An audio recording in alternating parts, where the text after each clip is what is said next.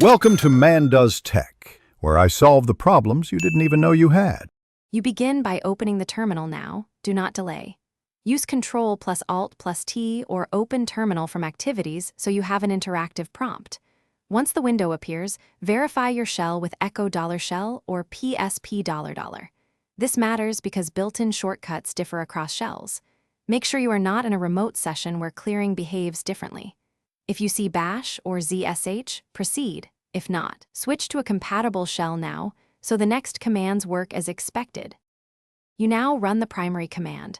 Type clear and press enter to push previous output off the visible screen. Once done, use Ctrl plus L as a faster keyboard shortcut. It redraws the screen in many shells. If escape sequences or weird characters remain, run reset. This reinitializes the terminal state and clears the buffer, though it's heavier. Make sure to avoid relying on scrolling alone.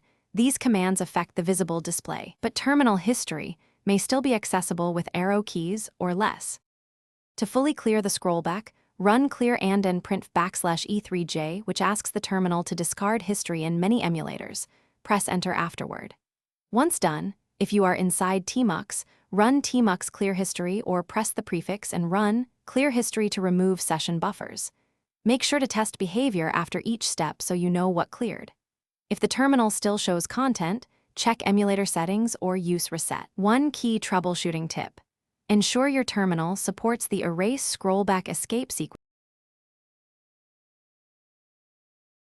Thanks for watching. If you found this helpful, don't forget to like and subscribe.